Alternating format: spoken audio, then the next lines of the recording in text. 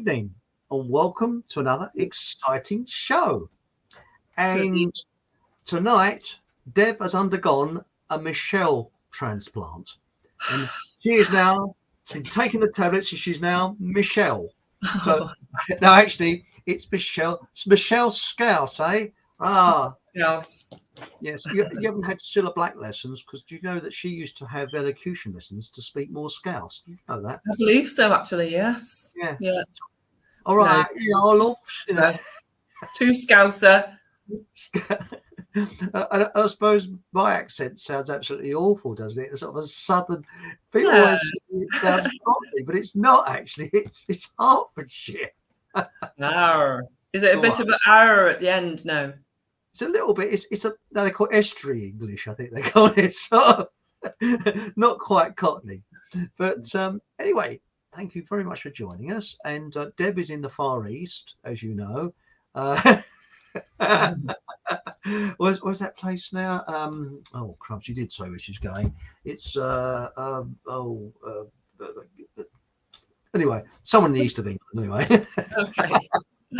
Right. Tonight we're talking about the real meaning of karma, and next week we're hoping to have. You've heard of all these gurus and that. We're going to have this Sadhguru and people like that. We're going to have our very own Fockham Hall fake guru who will be telling you words of bleeding, well, shall we say the bleeding obvious. So we're going to have someone say, yes, you're stating the bloody obvious. We're also going to have a top tip. Now, ladies, this is a top tip with shaving foam. Now you're thinking, shaving foam?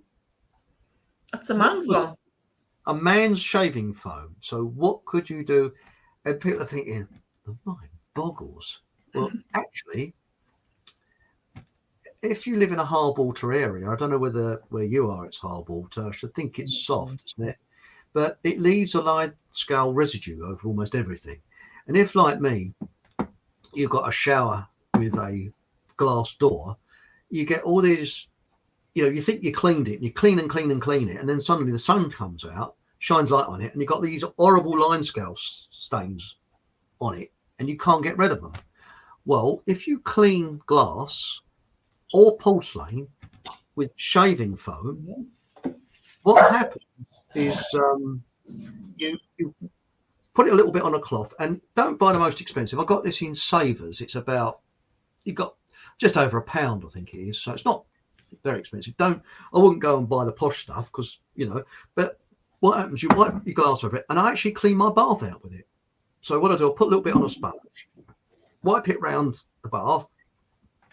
Then I go over to the shower unit and I go all around the shower and everything, go and have a cup of tea for 10 minutes, come back, wipe it off. And what happens is the glass, you don't have to clean it that thoroughly for quite a time, because it's a bit like when you polish your car, the water just runs off of it and you don't get line scale stains. Sorry. Does it just disintegrate? There's bits of splashes of soap and shower gel and shampoo and things, so it disintegrates that really. It makes it easy to... Yeah. So that's the top tip. And also I use it not on my windscreen, but on the windows of my car. And if you actually rub it over the inside of your car and wipe it off, it actually stops it misting up. Wow. So shaving cream is just about going, don't buy the expensive stuff, buy the cheap stuff. And also it makes, when you do your bath with it, my glass bath rather, and taps and my shower and the screen and everything, it's absolutely glistening. Right. Yeah. I'm really pleased with it. And normally, as I say, if you do the glass with it, and you think, oh, yeah, that looks nice, and the sun comes out and shows a different light on it, you get all these horrible line scale stains all the way down the side. So that's the top tip for the week. That is handy. Definitely 100% the windscreen, because it takes ages, doesn't it, to demist your windscreen? You're wiping it and you've got to go to work. Yeah. But the inside of the windscreen, don't move the outside. The reason why is because your windscreen wipers won't be a white. It'll be dangerous. You won't be able to see. So I do the outside of the windscreen with white vinegar and wipe that over with newspaper. and it's the newsprint and the white vinegar that gets all the dirt and filth off. I do the side windows with shaving cream, but not the windscreen. Whatever you do, don't do the windscreen. The outside the windscreen. Do the inside, but not the outside. And that's it. And it lasts for ages as well. So that's it. Shaving cream is the top tip for the week, and there'll be more top tips on later shows. Now, coming up now, I've got a new little thing now. I'm going to do some background music. How about this? Good, isn't it? So next week we've got a special show on Boxing Day, which will be Monday. The Monday afterwards, we've got some Oscar. 2nd of January. So a little bit of background music there. Now, on with what we're going to talk about tonight. Now, do you want to start off, Michelle, or shall I? I don't mind. I mean, I could just... Obviously, I've been researching. When you first mentioned that we were going to talk about karma, I mean, the first thing that springs to my mind is, revenge. They'll get the karma because they've done bad to me, or etc., etc. That's the first thing that I thought about karma. But as you mentioned, and as I've done my research, it's not that. That is actually about what it really is. It's retribution. That's right. So when someone says bad karma will get them, that's retribution. That's not karma. Yeah. It's a corruption of karma. I mean, karma. I made some notes here because I don't like to script things. I just make notes. And what I put here is karma is to do with inner love, calmness, and understanding. Not in a selfish way, but a love, calmness, and understanding that radiates out in a way that cannot be taken advantage of. So you look at these Buddhist monks, they are serene. You can't take advantage. They've got this peace about them. But it's also to do with understanding a situation and not character assassination, not hatred, but so shall we say rising above the situation, snobbish way, but looking down upon it. And things that you think people have done you bad, think of the good that may have come out of it in a relationship. Something bad, could it be something good that's come out of it? And we'll be going into that a little bit later. Over to you, Michelle. Sure. So that's a lovely way to put it. I mean, if we could all speak, in the language of the heart, rather than judgmental of people's deeds, the world would be a better place. I mean, I've certainly done in my life, I don't know about you and anybody else, I've certainly done wrong things. And these things, I believe truly that they happen to you. And hopefully, that's the key word, hopefully, you learn and you become aware. And it's this awareness of your actions, because I looked under karma, and it basically means, action, what actions that we give out. It could be thoughts, it could be deeds, it could be through our words. They all have a consequence. And as Sir Isaac Newton says, with every action, there has to be a reaction. So it's true, because what we give out, it bears a consequence. So there's a reaction to our action. Now, if our actions come from the heart with love and kindness and purity, imagine how the world would be, Chris.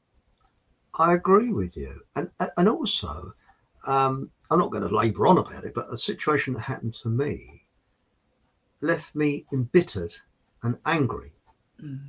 But anger, if a person loses their temper, that is actually temporary insanity. You actually go insane if you lose your temper. And we all lose our temper occasionally. We're only human. But I've been speaking to a person called Sue, who has advised me incredibly and reintroduced me to karma, where I've looked at the situation in a completely different way, totally different way, and sort of kind of branched above it and then looked down upon it and realized the people that I was angry about were really my greatest friends in a weird way, because a person doesn't do you a bad turn. When you say that we see, other people as a reflection of what we see in ourselves, maybe. And, karma, it's everybody's path is so unique and personal to them. That's their journey. Maybe this is our karma from a previous life, for example. I mean, I don't really know about these things. And I don't know if there is reincarnation or whatever. I don't know. But I think so. People say that, oh, it's karma because you've been right so-and-so in your past life or something like that. But, I just believe in what we give out, we get back. And, but That's right. say, if you want to take revenge, you better dig yourself. If you want to take revenge, you better dig yourself a grave as well, because you'll open the floodgates. You'll open the floodgates to that, and that will invoke a reaction from the other person that you want to get back at. And it's just batting the ball back to you again, and it never stops, does it? Well, it's toxic. Hate is toxic. It really is. Right? And you think, I don't want to do this. That's toxic, because you're injuring yourself. But told me a beautiful story about a flower. Do you want to mention that? That really that choked me up, what you said about. I know it did. I was speaking to Chris a couple of days ago, and we were talking about this, the show, what we're going to talk about. And I was trying to think of an example.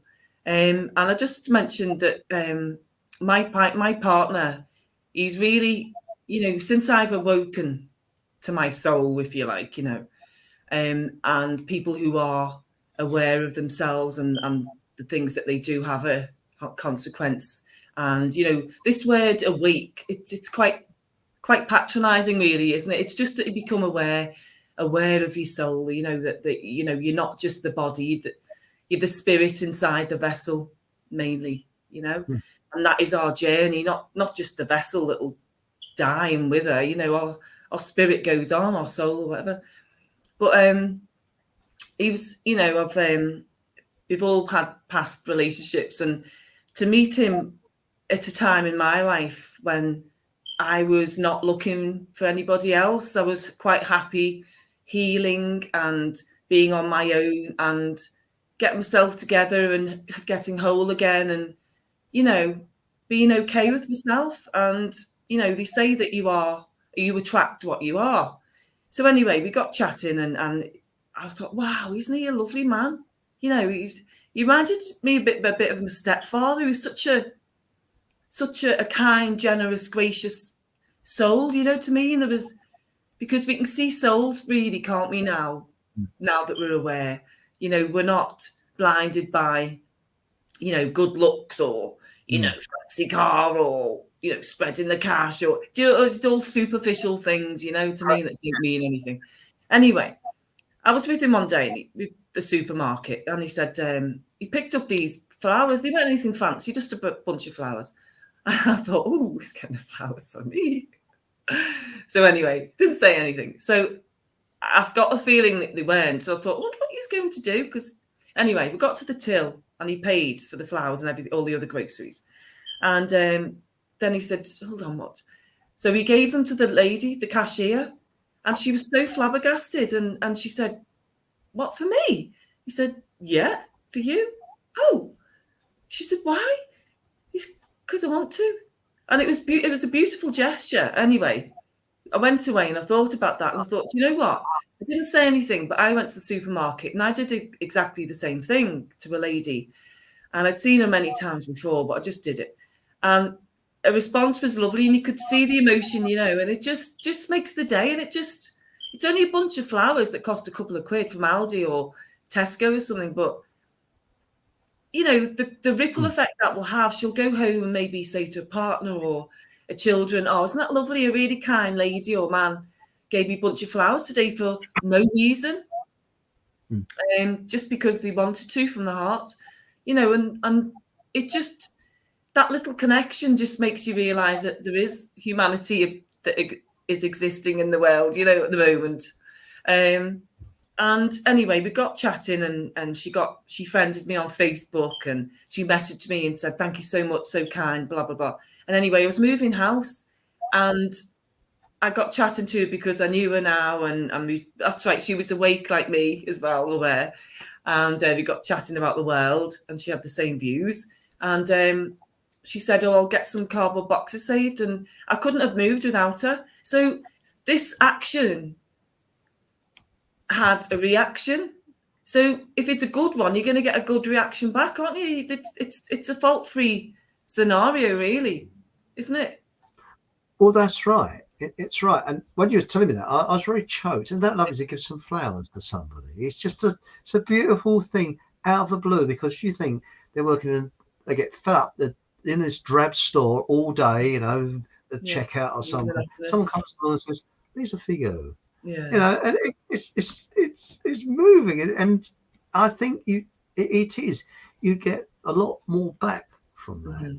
I mean, there's a chap there. Well, it's gone now. There used to be a cinema down where the town close to where I live, and it should be listed. It's a lovely old cinema, and it was weather like it's just been really cold. I think it was last year or the year before sometime.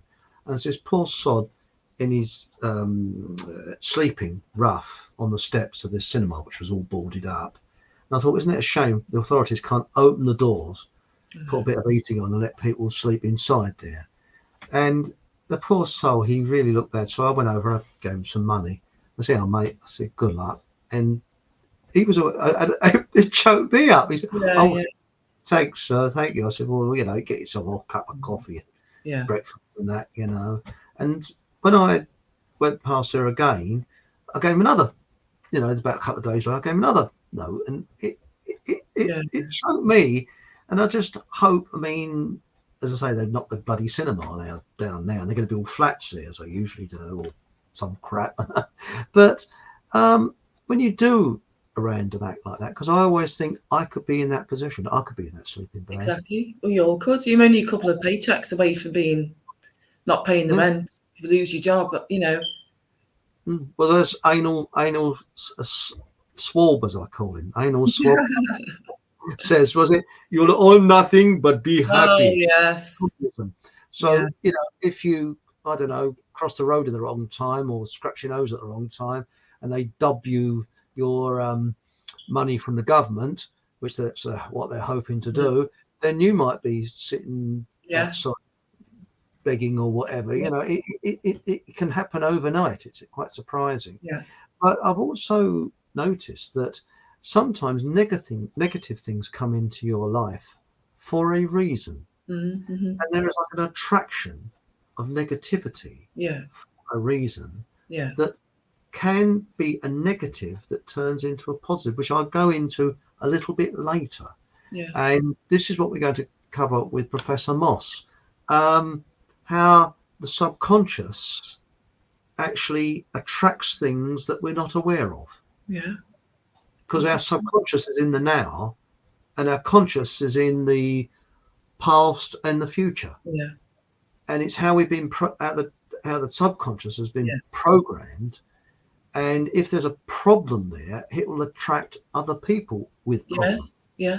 So you've got to get that. This is what's being sorted out at the moment. You know, you've got to get that subconscious reprogrammed, because not being rude to our parents, well, I will be. They do a crap 9 times out of 10. They do a crap job of it. And if you've got any hidden trauma or any past events, which are like a long playing gramophone record that gets stuck in a groove, it goes.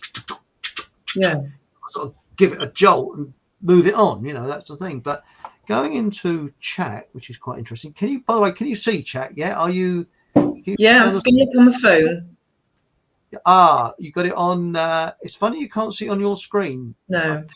Deb will advise on that. Now, Kath has said, is that the Man from U.N.C.L.E. music? Well, that's the intro music. No, it's from Mission Impossible. So impossible, isn't it? Dun, dun, dun, dun, dun, dun, dun, dun. So that's the one. So that's, and also Bob Hollyoak says hating people means they own you. Yeah. That is absolutely spot You're on. giving them the power, aren't you, Bob? Really, you're giving them the power. Why give anybody your power to make you feel, unhappy? Or nobody can really make you feel anything, can they? It's.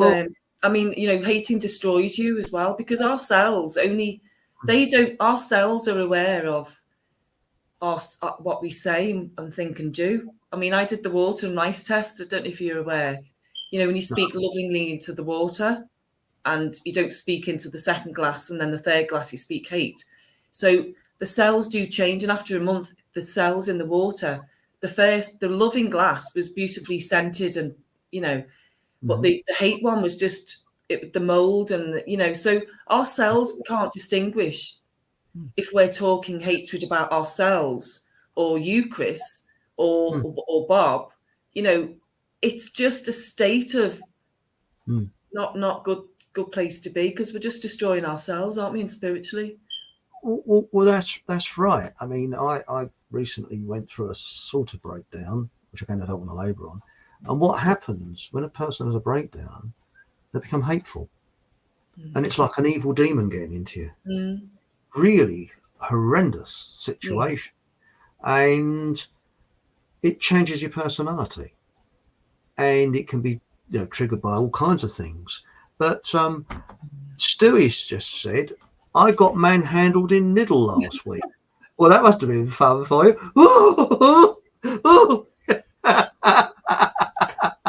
It's a Iron Man, though. Quick, tell me which one. We'll all go there. Whoa, sounds good fun to me. Yes. You're missing out. Or woman handled, you never know. Right, yeah. We're going to do tonight a little test, aren't we? We are. And both Michelle and I, we've got a secret. Ooh, you're in the club. Your partner, will you? Now, this is just between Michelle and myself. We've anybody looking here? No, we're all right. Now, we've chosen one of these symbols, okay? So the fuzzy lines, hang on, you've got to do the wrong way around of the camera. A triangle, a circle, or a square. Now, Michelle and I, we've both agreed on a symbol. What one is it? So is it the fuzzy lines, the triangle, the circle, or the square? So coming up later. So we'll try and be thinking in a positive way of the symbol that both of us, we've got the same symbol that we agreed on before the show, and we're going to try and channel it in. And it'd be quite interesting to see that. Now, you're in Manchester area, Michelle. I'm down south. And it'd be interesting to see if people down south will get it more, or people up where you are will get it more. More intelligent. So it's all this sort of the old mind stuff. It's telekinesis. I've got ointment for that. Where's Miles's number? Let's phone him up. Mind you, he's suffering from bad John Hamerism. Now, people are wondering, somebody showed me an email and said, excuse me, what is John Hamerism? That was funny, Matthew. What it is, you see, he's got a bit of trouble with his computer. So when he comes on, it's also like... So whenever anybody has problems with their computer or router, whatever you want to call it, and they're going... We call it John Hamerism. So I tell you what. Yeah. Nixon had a better line to the moon, didn't he? Oh, that was cracking. That one was, wasn't it? He phones from the moon, and there's no delay. No delay. No delay. No, not sausage. No. But yeah, we've got John Hamerson down here in 2022. That's right. And what always makes me laugh, they said about television, outside broadcast in 1969, you had to have about 3 or 4 vanes and loads of, I think it was a chap called Christopher Everard that came up with this.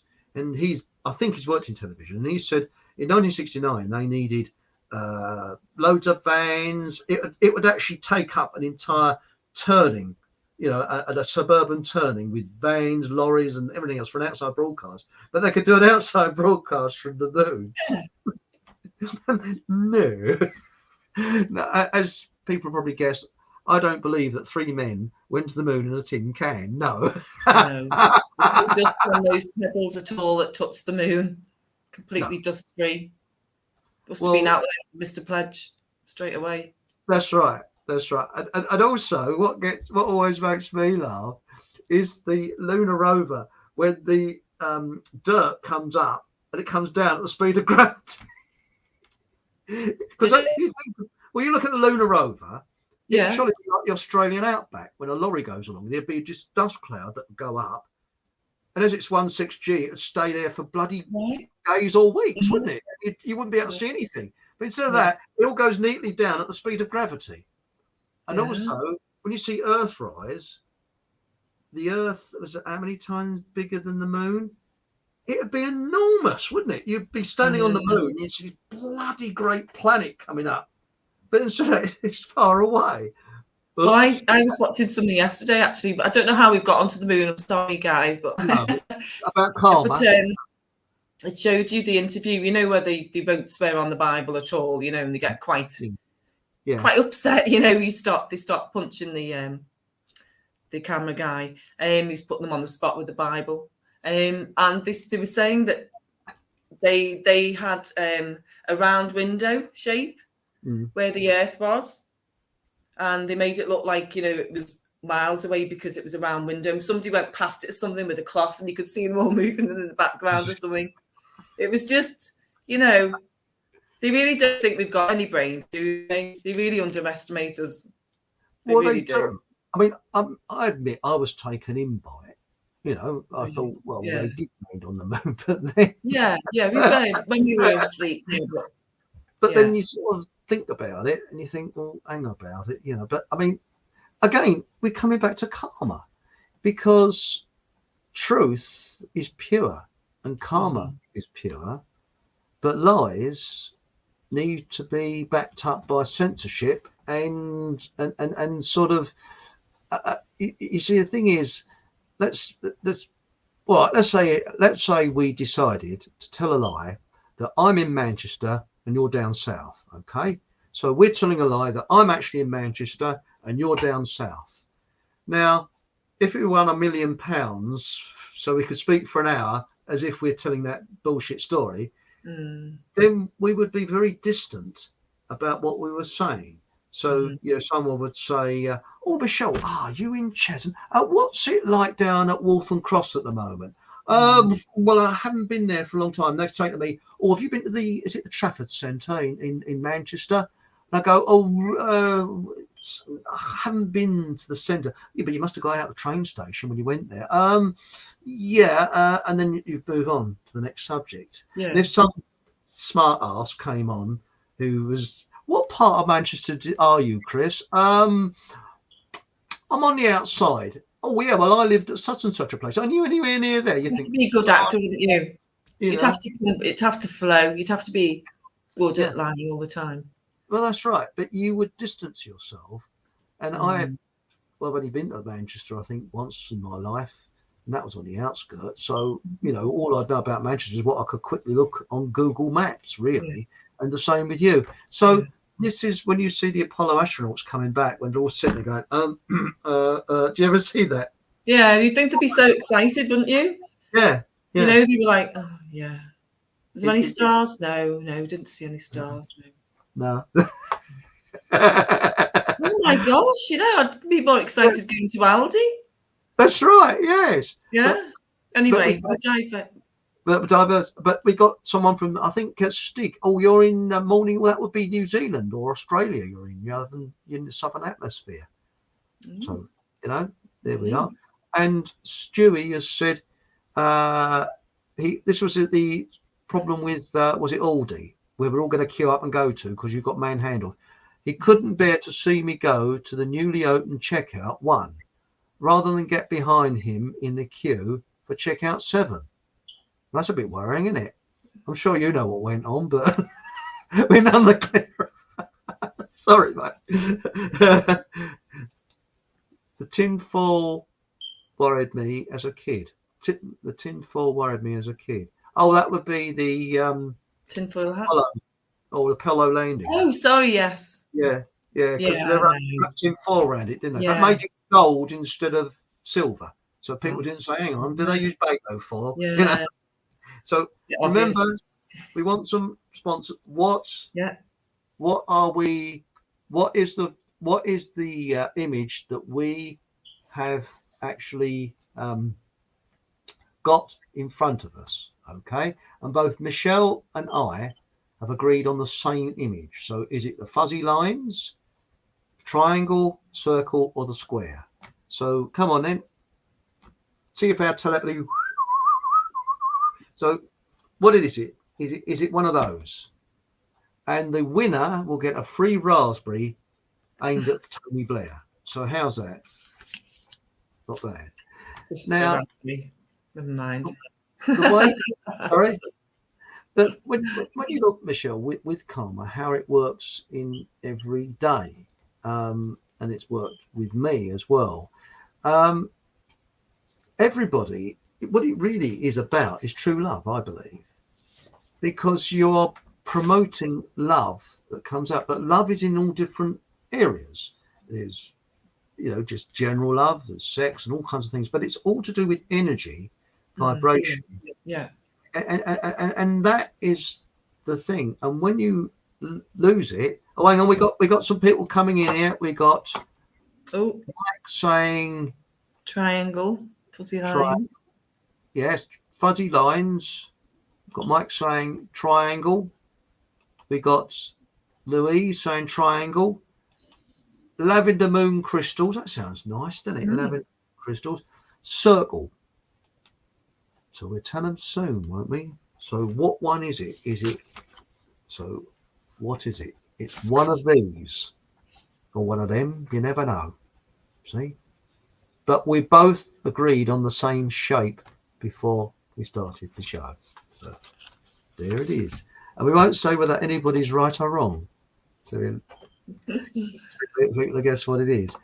But no, with karma, what has happened, it's all been hijacked, a lot of this, by the new age, and the new age is mainly controlled opposition. So there's 14, I was reading this today, 14 different types of karma. Not quite, there's only one type of karma. And that is this kind of rising above the situation. For example, if you see an argument between two people, now remember, when there's a disagreement, there are 3 options. What one person says, what the other person says, and what really happens. Yeah. Because each person's version is different to the way they look at it. So you've got to rise above that and say, well, okay, let's have the benefit of the doubt, Sorry, I mean, definitely, I've just written a few things, but, everything is energy. Everything is energy, different frequencies of energy, physical matters reside in a lower frequency, on a higher frequency is more spiritual and the ether and, whatever, different frequency. And I do believe it includes your thoughts and emotions. And, I've been looking, and there have been experiments where, they can measure your thoughts, and this is externally from your brain. I was reading about that today. That's right. So where do they come from? It's frequencies, isn't it? Two people get on well together. That's because they're on the same frequency. Somebody who for example, who was aware of what was going on around us right now, wouldn't be on the same frequency as somebody who's followed the guidelines and gone ahead and got things in them. Because That's right. we're not on the same frequency, because they can't see what we can see, and we can't. They are not there where they are. We may have been where they have been or are, but now we're not. And everything's frequency. So, it's what you give out, it comes back. It's like a ripple effect, isn't it? You throw a pebble in a pond and it ripples out. It affects everything. Energy affects everything. Frequency, energy, and vibration. But you see, the thing is that what Sue was telling me, she said that everybody in life, apart from, I think it's 1% of the population, probably less than 1%, requires a soulmate or love. And if they say they don't require a soulmate, they're lying, basically. Just everybody requires somebody to understand them, because we're programmed for that.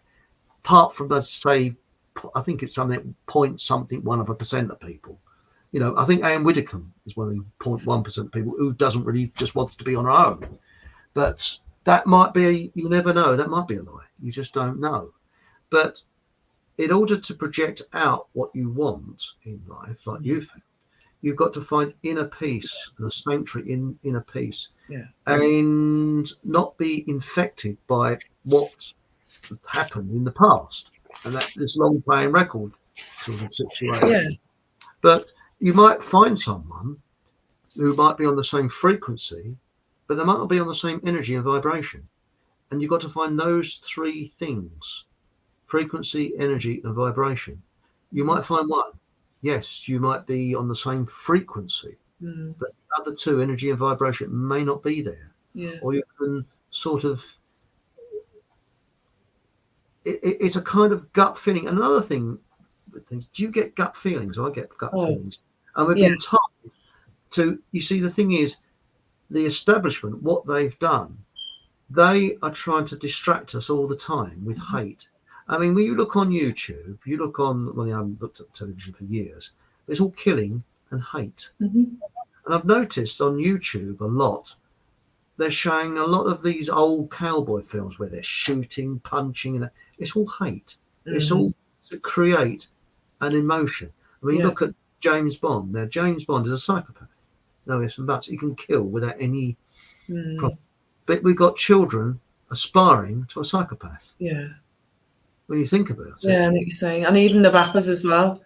You know, the lyrics in their songs, and a lot of them have been asked, to do that deliberately, to keep people in this lower vibration, we'll get there and we'll join a gang and it's us against them. They've caused so much division between people in society to think it's okay to have a gang of rivals and, we'll outdo that, or when it all comes down to it, it's all being hyped up by the people who want to control us. Well, that's right. And I mean, as I say, you got to watch out for New Age. That's the big problem, because people say bad karma. That's crap. There's nothing to do with karma. It's like people say, they hate Tony Blair. Bad karma will get him. Now, no, that is retribution. It's nothing to do with bad. There's no real bad such thing as bad karma. Right. Karma can only be good. When you say, but like attracts like, and that's what's getting muddied about. Karma is good, but when you say it's retribution that will get him, because like attracts like, and that is actually been scientifically proven, that like attracts like, and you can change things in your life because how are things attracted to each other? It's like a magnet. A magnet attracts poles and it repels them and things like that. And when you think in your mind, you look at all the inventions that are around. Now we're sitting here, you're in Manchester, I'm down south. Somebody with an imagination had to invent all this. Not one person, obviously, it's a collection of people, but most inventions are additions. Like you had Yogi Bear that came up with so they say, the first television, which was mechanical.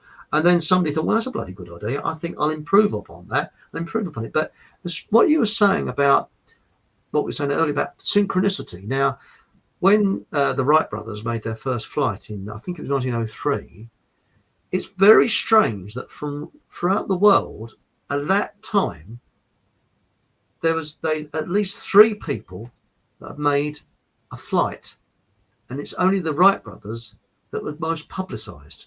There was someone in Brazil that made an aeroplane that flew, and there was someone in New Zealand that did it as well, but you never hear of them. Yeah. But isn't it a strange coincidence? They all made this breakthrough with the shape of the wing at the same time, even though you think about it, America, Brazil, and New Zealand, and sort of in the United Kingdom as well, they'd all found this wing shape, and they realized it gave lift at the same time. And they often say, if you have an idea, patent it as soon as possible, or do something, because that will go out, and somebody else will come up with a better idea or the same idea. Yeah. And I've actually found this in offices where I've worked. We'd be looking at a design and we just literally cannot get over it. And then suddenly something springs to mind and somebody else will come out with what you just thought.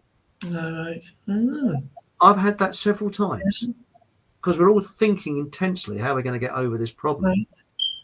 I mean, I can't remember the name of the experiment, but his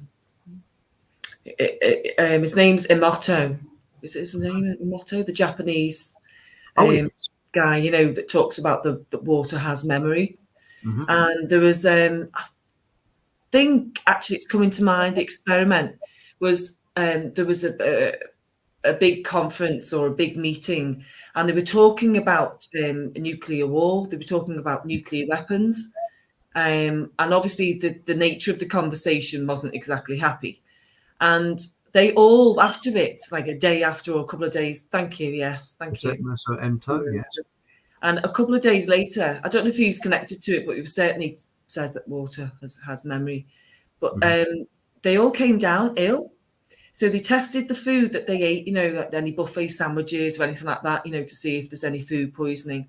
No, tested them all, nothing, it wasn't that. They eliminated this, that, the other. And do you know what they came down to? No. The topic of conversation was that bad and evil that it changed the cellular structures within the water. And they all drank the same drinking water in the jugs around the tables. That is fascinating. I'll look into that and I'll post it on the Fockham Hall. Excuse the it sounds like a swearing when I say that. The Fockham Hall. Remember the Fockers? Yes, the Fockham Hall. What do they call it now? Yeah. Circle or something? I don't know what they call it on Facebook, but anyway, you can join it. Yeah, it is good, So, an idea maybe is shared through thoughts as well. You just don't know, do you? There's so much of our brain that isn't used anyway, isn't it? 97% or more that isn't used anyway. And also, we're about 80% water as well. Mm-hmm. So you change. And this is the thing about illness. If you think you're going to go down with something, you generally do. Which is like an auto-suggestion. A placebo effect. A placebo effect, that's right. So could it be that if someone's got a cold or feels a bit Tom and Dick, that's sick for people who are not in down south, and something inside them is giving out a vibration to say, and it's like this. I mean, I've told this story a million times, and there's an element of truth in it, but I think it's been, shall we say, added to over the years. But this is the core, and it's supposed to have happened in the Curtiss Aircraft Company. And in the 1930s, dive bombers were the thing, and American government was putting out tenders for aircraft companies to build these dive bombers, and the Curtiss company come up with a fantastic design. But when they put this thing in the wind tunnel, the bloody wings fell off when it pulled out the dive, and it was to do with the air brakes, because they've dropped these air brakes down because the thing has to dive down and then drop its bomb and then up again. And they only had a limited time to come up with the answer, and they knew it was a winner. And every night they were late, the design team, sitting around smoking themselves to death, trying to find out a way of how they could, this aircraft, when it pulled out of a dive, its wings didn't fall off. And it's to do with the air brakes. And there was a cleaner. Hello, I've got off again. Whee! And back again. It does that every week, you know. And what happened? In the meter. Ooh. Now, what happened? There's this plane, as I say, there's an air cleaner that was old Mrs. Mott that was going around at night as these blokes were sitting around smoking and trying to design it. And this one said, "Excuse me."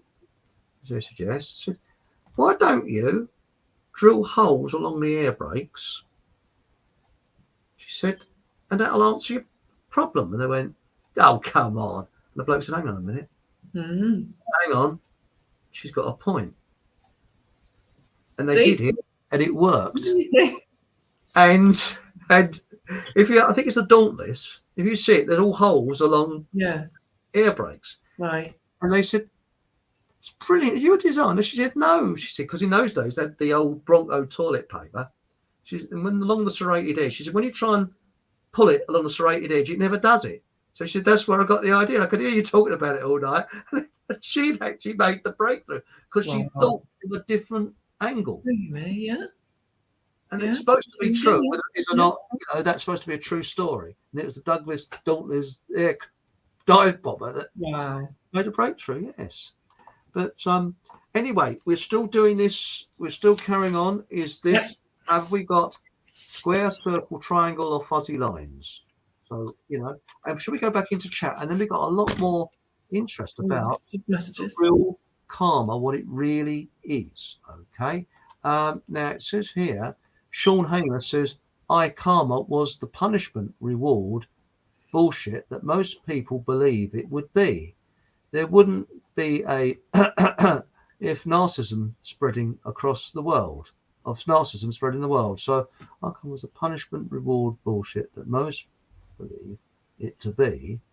No, if I think that means if karma, if karma was the punishment reward bullshit that most believe it to be, there wouldn't be a of narcissism spreading across the world. That's an interesting point. Yes, it's food for thought. Yes, that is. It says, Sean again said, Buddha said, thoughts and sensations arise and pass away. There is no thinker of thoughts. That living in the moment, isn't it? Is it? That's right. It's living in the now. This is what I've actually been taught over the last couple of weeks, is how to live in the now. It says here, what is it? There's no fear in the now, is there? That's right. Ancient Ruby says, very difficult in this crazy world, yet possible, but trust can block. Excuse me a minute. I've got to have my magic water. Here we go. Crazy world, yet possible, but trust can block many things for one to keep going forward in that direction, which is interesting. And we got a load more here. Ancient Ruby says water definitely has memory, so agree. Yes, we'll come back to the chat a little bit later. Now, there was situations in your life, Michelle, where we won't sort of go deeply into it, where we won't go deeply into it, but you've had so-called friends that turn out to be your worst enemy and attract and things like that. But when you apply karma to that situation, that person has done you a favor because they're not your personal friends and things like that. And this is what I've found. And also, it abolishes ignorance because you rise above the ignorance. Yeah, you just know that. I mean, an ex of mine, when the relationship wasn't going well and I was becoming more awake, it was only, I haven't been awake all my life or anything, but I felt this, and they say that's where your instinct is, in the solar plexus, but literally my I can only describe it as this is what happened to me. You know, I'm not saying this is the truth, but this is my truth. And it's like my insides used to shake because the conflict that was being created or I was experiencing, it was kicking off like a bomb. My instincts were kicking off as if, and I wasn't quite sure what it was, but I know now it was saying, this person is not with, this is not the right person for you to be aligned with your going forward in your path of life, you know. And you know, it just felt like that, and it was true. And sometimes, you know, it's like a jigsaw puzzle. Sometimes in life, you know, you have to lose pieces of the puzzle in order to put it back again, but just pick up the right pieces. Sometimes things have to happen in life where you think it's a big catastrophe, and it's like all your eggs have all broken all at once, and nothing else can go wrong. Like boom, boom, boom, boom. You know, all of these happenings. But really, when you look back, because you always look back, it's always worse when you're going through it. But when we look back, it was actually sorting my life out for me. Correct. This is what happened. It does. It sorts your life out. And I mean, I've got to be as vague as possible. I don't. What I'm about to say, I'm not going to be vengeful, hateful, anything like that. That's all gone. So I've got to be careful what I say now. But what happened to me, I was accused of lying, of being a narcissist, and these terrible, terrible things, which really was extremely hurtful and very unpleasant. And it really gave me chronic depression, etc., etc. Now, with karma, and luckily the person has advised me, they said, if I was given the same information as the people that accuse me of those things, I'd probably think along the same way. So can you blame them? But then when they've given the full information, then it would be different. And I felt, well, I was out of my mind almost, guilt and things like that. But as I say, Sue said to me, she said, you did everything right. What you thought to be right, she said. And what happens is things get disjointed along the way. And this is the sort of karma, because you get things and people attracted to different things for different reasons. And now that negative partnership that you had, there's probably a reason why that person came to you at that time. Yeah, and vice versa. And Dolores Cannon, I don't know if you've ever heard of her, Chris. I have heard of her, yes. I don't. Rings a bell. She's deceased now, but her daughter carries on her legacy. And she was a lovely person, and she talks a lot about spirituality and karma. And she said, you know, we've just got to let it go. You know, we don't know why people have come into our lives. We don't know why we've come into other people's lives, but they've come in for a reason. And I don't know if anybody has ever heard of karmic debt. You know, we don't know what's happened in our previous life. We really don't. And maybe things haven't been sorted and we have to meet again and readdress it because it hasn't been sorted. So this awareness and addressing it may have sorted it and cleared it. But she said, you know, for somebody not to have any hold over you anymore or power over you, you just literally, to help you move forward and to both realise, I mean, not other people can realise at the same level as you because they're not at that level or whatever, but to realise that, yes, this person was in my life, it may have taught me a lesson, but I have to let it go. And as you say, you know, you can't go on hating people forever until you draw your last breath. But it just destroys you. And sometimes you have to just let it go and say, you know, thank you for being in my life, and thank you for my personal, you know, being in this place today. Without this experience, I wouldn't be in this, who I am today. And I've moved on. You know, people hopefully move on to better things of the experience, and they learn, so they won't make that mistake again. And it just, you know, without that happening and me awakening, I may have still been in that situation, and I wouldn't then carry out my path of my true purpose in life, of what I am supposed to be, because that was hindering me. It was pulling me back. It was strangling me. It was just, there was something wrong. And I'm not saying it was their fault. I'm not saying it's my fault. But at the time of meeting, we were both in a place of that similar frequency, if you like, that attracted to each other at that same time. But because I had personally given up drinking, and I haven't had a drink now since, well, April the 6th, 2019. So it'll be 4 years next April. Which is fantastic. Yeah, good for you. Me, you know, and alcohol, you know, why is it still out there and still getting Spirits. VAT? Yeah, exactly. And I remember doing a post and it was pulled on Facebook, alcohol or alcohol or something. It's is it Hebrew? And basically it's flesh-eating spirit. Yeah. And it eats your spirit. It was doing me no good. And I felt like once that had gone from me, it was like having a new pair of eyes. And I could see clearly, and I could see the things in my life that, and I didn't know why, and I'm not any kind of guru or anything, but I could see just with that the maturity at that level at that time that this wasn't serving my purpose. This was not good. And I didn't know how to explain it, and I didn't know how to explain it, but I was changing, but I believe, you know, to the better. Well, the thing that Sue explained to me was that we give out signals that we're unaware of.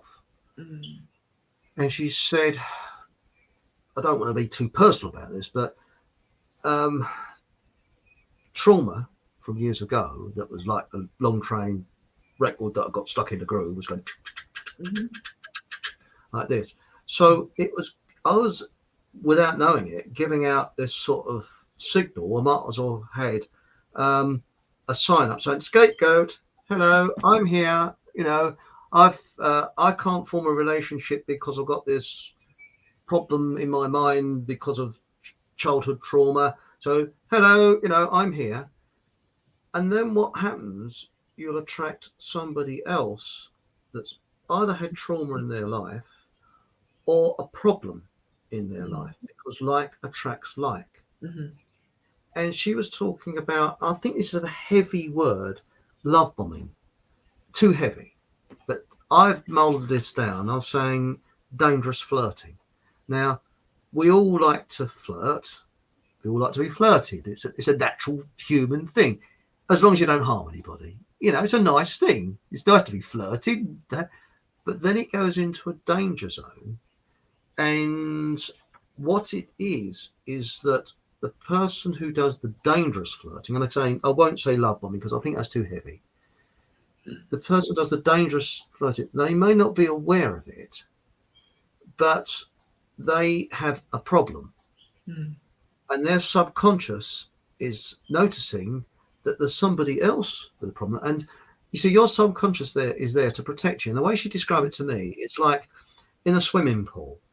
You can hang on to the side of the rails, and your subconscious will say, hang on to the side of the rails because it's there to keep you safe. But it won't let you go into the centre of the pool. Familiarity. It's saying, this person's safe. Look, they're a scapegoat. Look, they're safe. Look, you know, they've got a problem. So both sides, the flirter and the flirted, have both got a relationship problem. So what happens is that I've had to write this down.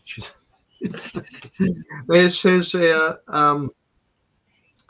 again, she said love bombers. I say dangerous flirters are not evil people.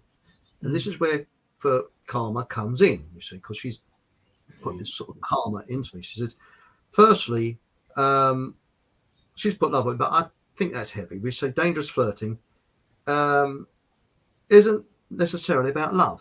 It's not about love at all, because the person that does the flirting has probably got as much agenda. as they have for a cockroach. It's not about that. Okay.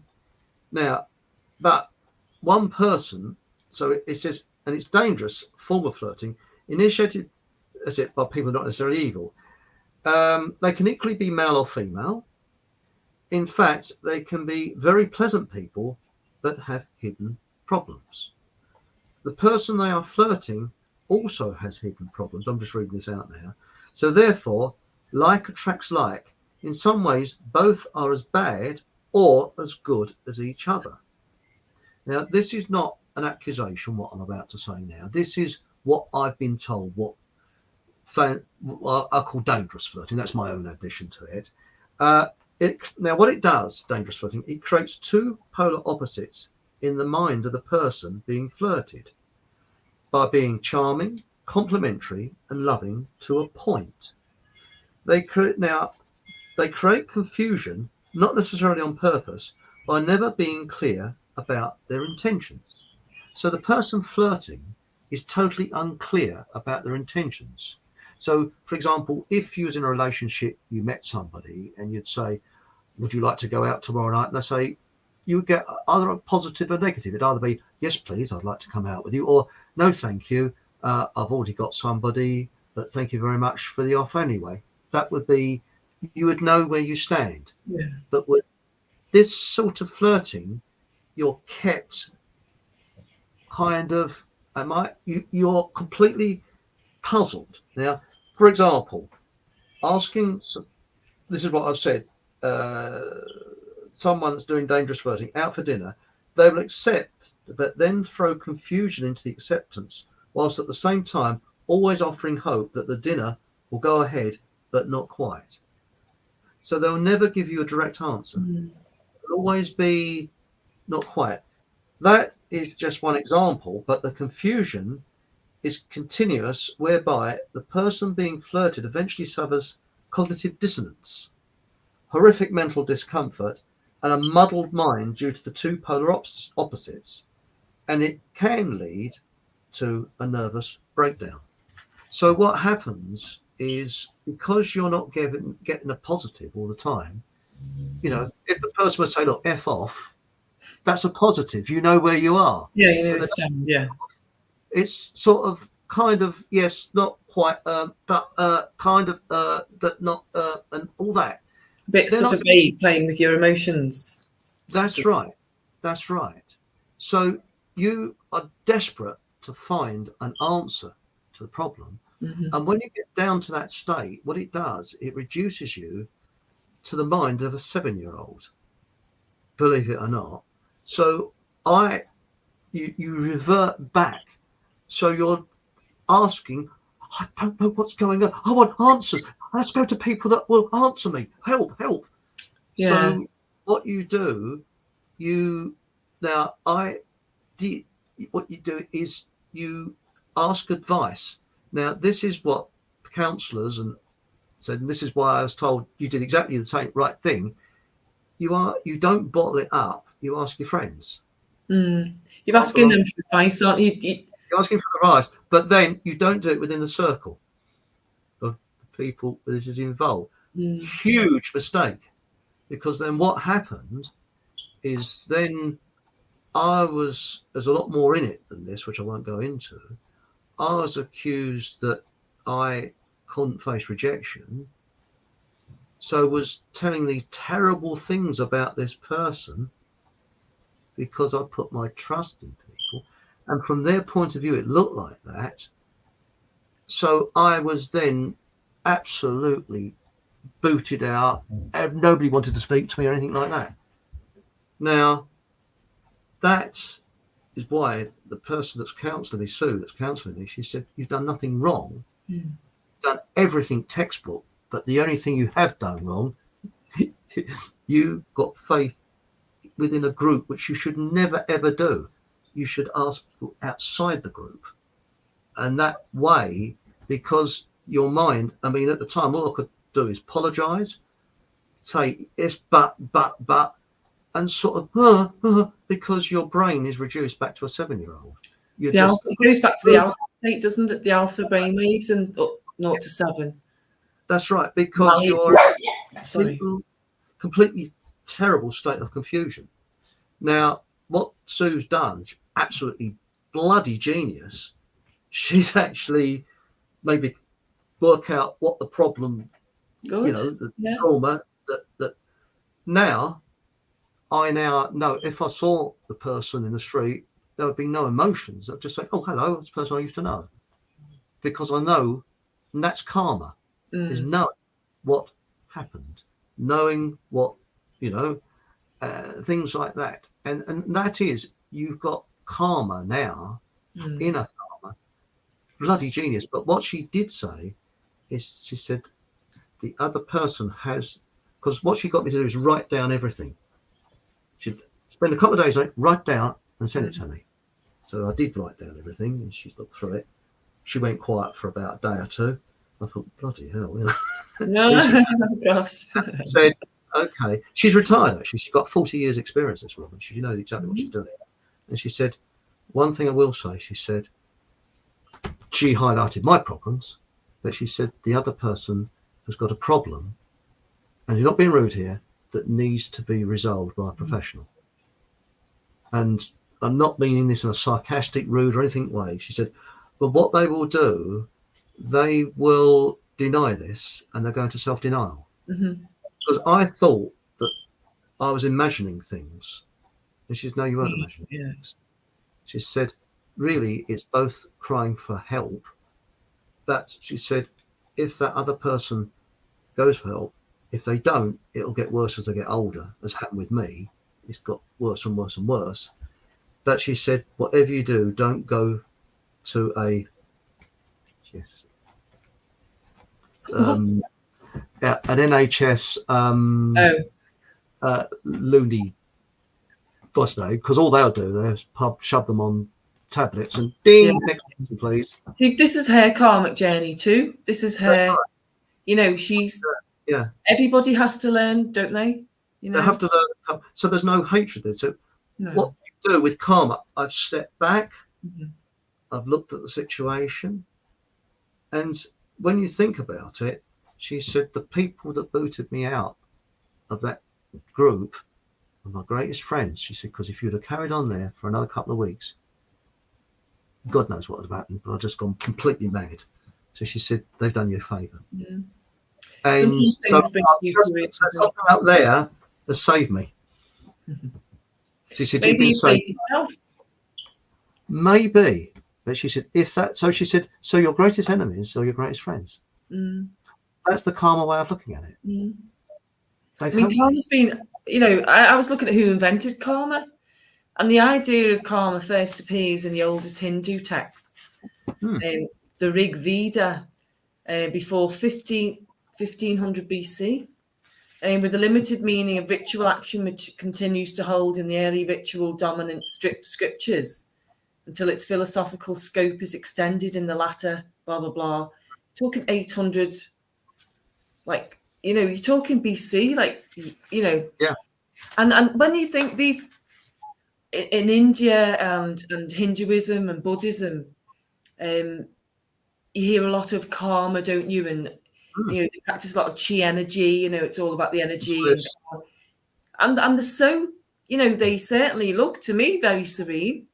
I certainly would give anything to be like them some days, that peace, inner peace that they have. And it's just a beautiful existence. And then you look at the UK and we're all.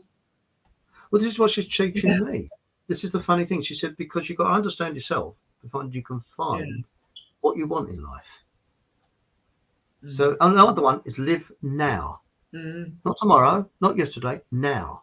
Yeah, 100%. So now, and that's the thing. Yeah. And what we do today with our actions affects tomorrow. So today is tomorrow's past. Well, that's the other thing. We can make a difference. She said, take risks. She said, because it's very easy. We are animals of, we get into a kind of rut. Yeah, creatures. Because again, the subconscious is telling us, be safe.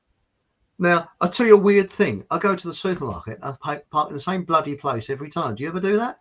Yeah, it's your comfort zone, isn't it? It's A you. comfort I zone. know I'm this. part of the same bleeding place. Why? He's in it. Get out! It's my spot. Yeah. And if there's someone part there, I get a bit pissed off. I think, oh, they're parking in my spot. But it's a very strange, because it's your comfort zone. And what you do, you get into a rut because you mix with a group of people, you keep on doing the same thing. But when you're removed from that comfort zone, she said, if you've got a dream, go for it. You know, don't think, all right, there's certain things like, that's all right, I couldn't do skydiving, but I might people that can. I would never do it in a million years. Yeah. That's too risky. I'm too nervous to do anything like that. But when you think about it, there are some things that scare you to hell. But once you've achieved it, the first time I got on a bike, I was a bit worried. But I love cycling. I went zip wiring. You know the zip wiring, the go ape. Yeah. And it's really, they've got the children's levels, and then you can have the adults levels. And I'm talking really high up in the trees, and I don't like heights anyway. But do you know what? I just thought, do you know what? I'm going to go for it. Yeah. I'm going to face my fears head on, because what can happen? You see, when you become okay in yourself, you do get an acceptance of what is the worst thing that can happen to me? Death. And then when you realize that we are spiritual beings living in an avatar here, you're not scared of death. And so it was a great feeling. It was so invigorating. And being on the zip wire and coming to the end, I thought, and I was shaking, you know, I thought, I've done that. I pushed myself. You see, we don't, as human beings, we don't like to feel the discomfort, because we're in our comfort zone, and we don't like to feel discomfort. Those feelings, we don't like them. So we'll just stay in our little secure bubble of parking in the same spot, because we know there's no conflict, because it's safe, because we've done it before. We've got experience of it being okay. Well, that's right. That's right. And this is the thing, is that taking that step outside that slot. I mean, for example, when everybody is wearing their things around their mouths, I never did. And I found it rather exhilarating to be the only one walking around the supermarket without a nappy around my face. And I was the only one. And I thought, yeah. But the first time I did it, I was thinking, it's a little bit unnerving, isn't it? But once I did it once, I didn't give a shit after that. I kept on doing it, you know. And this is the thing. It's like taking that first move is always a problem. And also being aware of what signals we're putting out. Because we don't know what signals we're putting out. And this is why I used to say, well, all I seem to attract, and Dave Starbuck found this, he said, all he attracted was loss, was it, I can't remember the first thing he said, because he was the first one in the 90s, he started, it sounds religious, but isn't it, Revelation Tapes. And he was a journalist that went into conspiracies, I wouldn't say conspiracies, but he knew what the New World Order was about then. And he was a bit of a mentor in many ways, because we became good friends. Unfortunately, he's passed away now.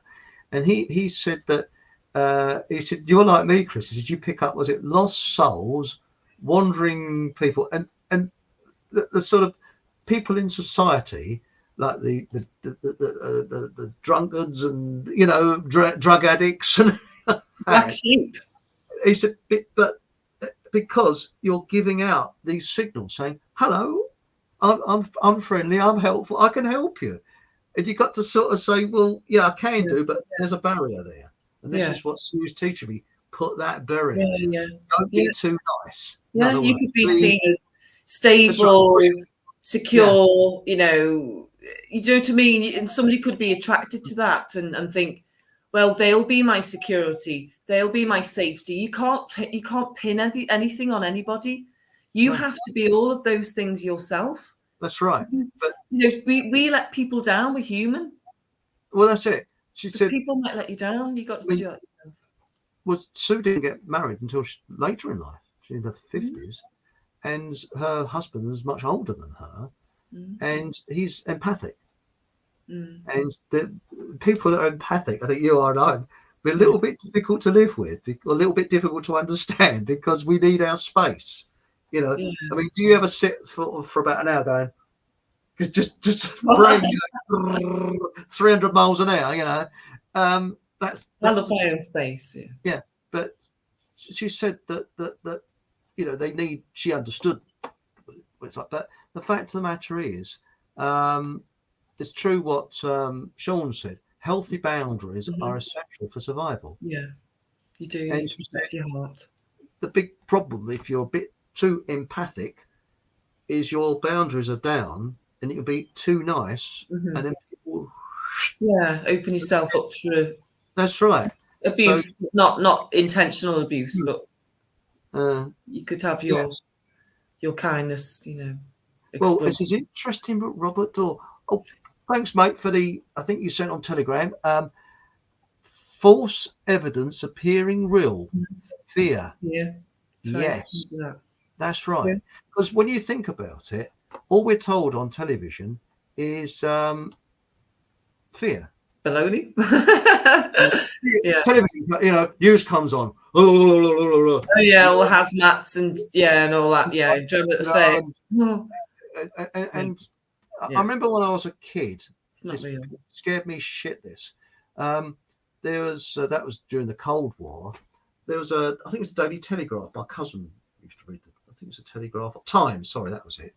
It was opened up and it says, was it nuclear war, family dress rehearsal? And in it was display how you would live underneath your stairs, living on beans, and putting your members of the family in body bags. How nice. Well, I think you'd want to put them in body bags if you lived under the stairs, living on beans all day, wouldn't you? You know, it'd be a bit whiffy. But it's turned out that advice from the government was complete and utter rubbish anyway, because it was just to take people's minds off the possibility of a nuclear war, which, if you believe John Hamer, there was no such thing as nuclear weapons, which That's what I think there wasn't any. I think it was a load of bullshit, to be honest with you, because on the law of averages, we'd have had a mistake by now. But the only problem I have is with nuclear power stations. I do have a bit of a problem with that, but who knows, you know. But anyway, shall we go into chat and have a quick shot? There's lots of messages here in the chat. Now, there's some. Right. Now, if I've read these out before, tell me. Oh, by the way, we've still got this, haven't we? Yeah. And remember, the winner gets a free 2-finger salute to Tony Blair. So not bad, is it? And a raspberry as well, if I'm in a good mood. So what is it? Is it the square, the circle, the triangle, the waggly lines? So here we go. And somebody said, hi. Yeah, no, it isn't hi. Right. She says, Sean Hammer says, he who moves through the world without aspiration, who has vomited the passions, truly he is the wisest among men. Buddha, and a name I can't really, Shakyamuni. That's nice, isn't it? That's nice, isn't it? Yeah, see, here we go. And then we got here, Angel, that's why in government meetings they do not get ill then, because they take a whiskey and hot water.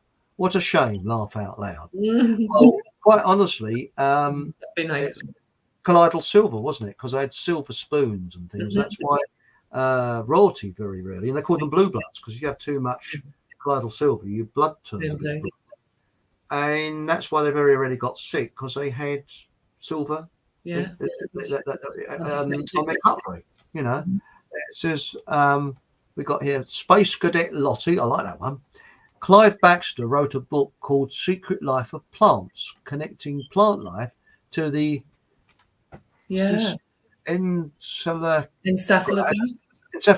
Thanks, Michelle. To monitor their emotions, plus how they are affected by human thought and intention. Yes, I've heard of that. 100% Space Cadet Lottie. Yes, and they did an experiment called Murder, where somebody was very kind to a plant, another person wrenched another plant out of its pot and was nasty to it, and they took this encephalograph, it's not like one of those words, and that as well, And It's the northern thing. that's right. And they somehow linked it up to the plant. And when the person that had murdered another plant, they sat there and they had this thing linked up to them, it went, it showed stress, the plant. Yeah. And then they got a person to sit down who hadn't murdered a plant, but it still went berserk. And they discovered this bloke had cut his grass that morning. Now that's interesting, isn't it? It must have smelt it on him or something. Yeah. Wow. It's weird, isn't it? So plants do have feelings. They do definitely have an affinity with humans, definitely. I mean, yes. you know, yes. you say people talk to plants and things. Yes. And Sean has said there was a follow-up called Secrets in the Soil. Mm. Now it says karma, this is Space Cadet Lottie, karma is the universe reacting to our actions. Yeah. Not good or bad, just an energetic exchange matching your frequency. Yeah. Yes, this thing about frequency, you know, I mean, but I mean, let's face it, most people now they have, hang on, where I put this? I made a note here somewhere. See, I've got to make notes because I've got a memory like a bloody goldfish, you know. Be there in a minute. Most people are insecure, and governments play on our insecurity. And this is what we're going to be talking about with Professor Moss, how insecurity builds ego, because they go hand in hand. The more insecure a person is, the more of an ego they have. Yeah. To compensate. That's right. And then you get things like contagious emotions, which we go into. And you do get that in groups, contagious emotions. And emotional instability. You look how many people are in you know, emotional. And that's exactly what they want to do. Because if we was all walking around in a kind of karmic state, wouldn't it be incredibly difficult for them to rule us? We'd know we're untouchable. That's right. And they would know that. They need to penetrate and control us and touch every thread and aspect of our lives through fear. Well, they do it through fear. You see, the thing is that loneliness is an illness that even married people have. And and that's what most people secretly fear, is loneliness. Believe it or not, this is what Sue was saying. So what they're doing, they're tapping into these fears. So what do? We have to be separated from people. We can't touch them. Oh, yes. So getting away from this karmic state. And they're doing a kind of what I was saying earlier, about, again, this is what Sue was talking about. That's right, I've got to go back to my notes. About dangerous flirting. What the government does, they kind of give you a few wise things, a few truths, and then they back off when you got almost there and give you a few lies. And then give you a few truths, and then they back off and give you a few lies. So then that puts you into a state. That's right, yeah. And they have to, yeah. That's right. So I can see what she was saying. Can you see what I was getting? Yeah. You meet someone who's, again, not a nasty person, who is dangerously flirting with you, who's not nasty, they've got a problem. And they're very nice people. There's, you know, I'm not saying anything like that. They are doing basically what the government is doing. The government is flirting with us by giving us a little bit of truth and setting up. You Definitely. don't quite know what's going. So you're thinking, I want an answer to this. I need to get a solution to this. I need to get finalization, but I can't get a finalization. So they're leaving you up in the air all the time, and that creates a sort of mental illness, because then you'll be, and you look at the amount of people that are around. It's mind control, isn't it? That's right. I know I've heard that, you know, they have to, for their karma, they believe in karma, who are perpetrating all this. And, you know, as long as they declare what they are doing, they put it out there in the universe, should we say, then it's okay. Because, well, we've told you, but you haven't picked up on it. It's not our fault. We've told you. So that clears it for them, I've heard as well. Well, that's it. I mean, when you look at, I mean, this has always made me laugh on James Bond films. You know, Mr. Bond, we are now going to put you on this, tie you down onto this table, where a laser beam will cut you in half. Or we're going to put you down here. Why the bloody hell don't get a gun out and go boom and just shoot the bastard? You know, that would be it, wouldn't it? I mean, that would be the end of the film. But there's always got this. They're going to tell them what they're going to do to them. Yeah. I mean, that bullshit. Would they really know? They get a blatant gun out and shoot them, wouldn't they? Wouldn't that be cool? It was just the beginning, shoot, the end. That would be it, wouldn't it? Yeah, Mr. Bond, we're going to do this to you. We're going to do that. And they're always very polite, aren't they? Yeah, you know, it's never, you bastard, we're going to do this. It's going to be, Mr. Bond, we are going to do that, you know. That's right. Now, it says here, Angela Davis. Hello, Angela. I had a huge negative and acute stomach ache, oh dear, gallbladder, after seeing all the sick people on my ward from smoking. I have stopped after 46 years, so my negative turned into a positive. Yes. Yeah. Yes. That's a really interesting thing. I mean, now, it's another one from Ancient Rumi. Traumas are all a wake-up call to many other things to bring us apart from others, and comes with all knowledge and learning. Not good to go through, yet looking back, it really pushes one forward. Yeah. Well, I'll tell you a tonic that was said to me by Sue. She said, if I was the person that these people accused me of being, I'd have just smugly walked away and carried on, wouldn't give a shit. I wouldn't have gone into shock, and I wouldn't have needed counselling. So that was a tonic to me, because when you think about it, you know, if a person doesn't give a shit, if they are narcissistic and a complete and utter liar, then they will just walk away and don't give a shit. You know, you're aware of your conscience. You see, you have a conscience, and it. Yes. It's that's it. What's this? Oh, hang on. We got this. Sean Hamer says narcissists feed on. That's 100% true. Yeah, 100%. We talk about that, don't we? That's right. Psychopaths. We're like a honeypot to bees. You know. Okay, this is what I'm being taught, how to put the barrier up. You know, that's the you thing. have to protect yourself. Right. No, we do not, Chris. I have never ever flirted ever. I'm like you, Ancient Ruby. My stepfather said to me, "You don't possess female panache, Michelle." And I said, "What do you mean?" And I must admit, I'm not a flirt, and I don't really know how to flirt. I'm not being interested. It's like, what about when you're teenagers? Come on. I mean, when you're a teenager, you know, so hi, baby, hi, you know. When you're 30, when you was a teenager, I did. You know. No, I've never been a girl. I thought it was a right flash bastard, you know. Not a flasher, but you know. Cool, you know. Mind you, I did have shoulder length hair those days, so it wasn't.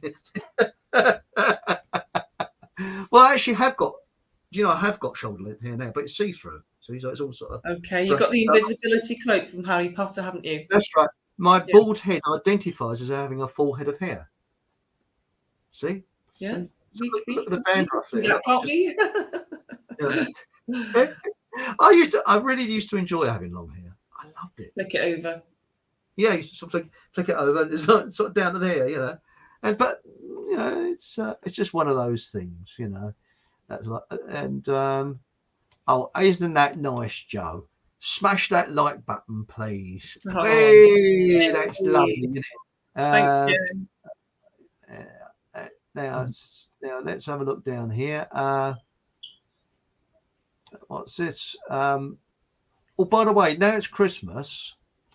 Everybody's talking about Rudolph the Red-Nosed Reindeer, but people what about Randolph the Brown-Nosed Reindeer that was behind Rudolph and had problems with stopping?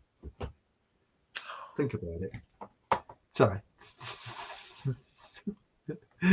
Right, that's a terrible one, isn't it? Now, Now, this is an interesting one.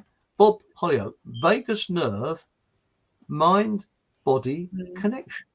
Yes, I was hearing about the vagus nerve. It's one that sort of goes down the back.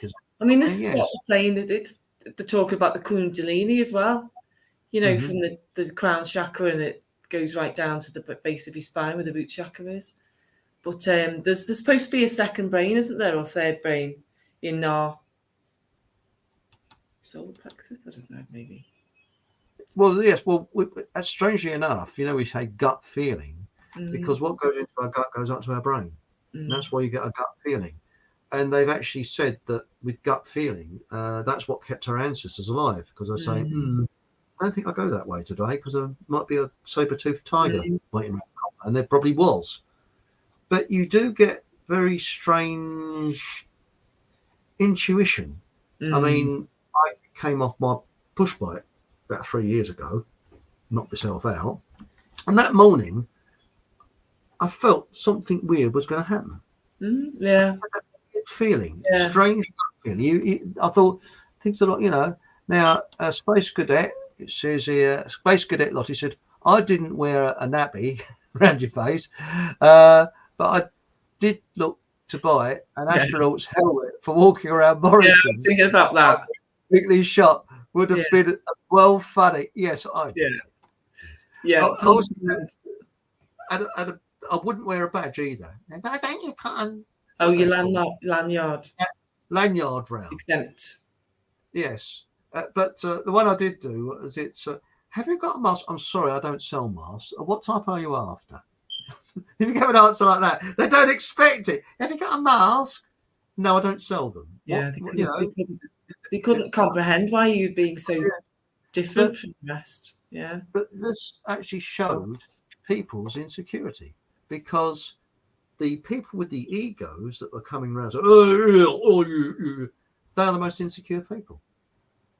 They just acted on fear, didn't they? I mean, you know, some people genuinely were frightened that there was a killer, you know, thing about loose flying about, you know, to interrogate you as soon as you took your thing off, you know, your face. So, I mean, people must have been scared. They react on fear, don't they? Well, that's it. I mean, I saw my neighbour the other day, and you know, when they had this. Well, no, you probably didn't have it where you are, but we had thick snow down here. Yeah, we did. Yeah. Oh, you did, and I thought, sod that, I'll not take my car down the road. You know, you've got to de-ice it and take the sails. Yeah. I'll walk down and get a few bits and bobs. And when I was coming back, it's a nice blue sky day. It's bleeding freezing, but it's a nice blue sky day. My neighbour's coming the other way, and he said, "Oh, I've got to stand back." He said, "I've just been tested positive." I said, "Blimey, you got VD?" He went, "Oh," and walked on. But it's hypochondria. It's government-directed hypochondria. Munchausen's disease. Yes. But again, it makes people feel assertive. They think, "Oh, I'm insecure, so now my ego, I'm standing back from you because I'm superior. I'm insecure." That's really what they're saying, because they're so frightened. Okay, you dispense the fear. You think, you know, that's it. Now let's go down here. What we got here? What's this?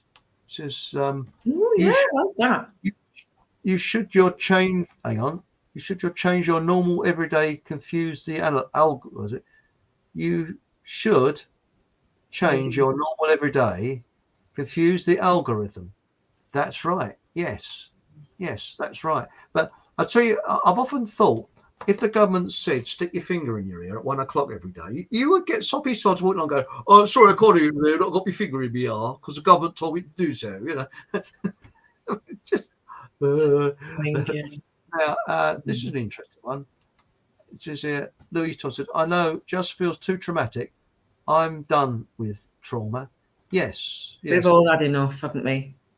Well, I think you're right, but the thing is that anything in the mind is very personal, and mental illness. We all have mental illness. As I say, losing your temper is a form of mental illness because you're temporarily insane.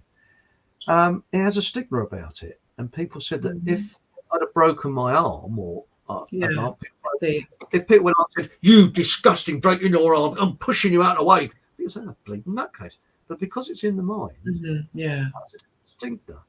And this group I was in, they knew me for a year, around about a year, before I had the breakdown. But that was all discarded. So they knew the type of person I was. And as Sue said, she said, well, with friends like that, who needs enemies? In a way. But again, that's not karma.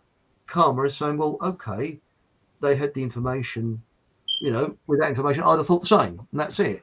Now, the thing is that, it says here, I agree with John Hamer. This is Kath Holdsworth. No nuclear. Yeah, I think he's right. Check out Galleon Windsor on YouTube, but much more too. Think nukes are used to control us. Yes, I think that, because I always remember when they said about them losing, was it 100? Do you remember that? When was it? It was the end of the Cold War. They said, there's 100 suitcase bombs that have gone missing from the former Soviet Union. And it's a law of averages that, it was like, apparently it's like a nuclear bomb inside a suitcase. That's all gone quiet.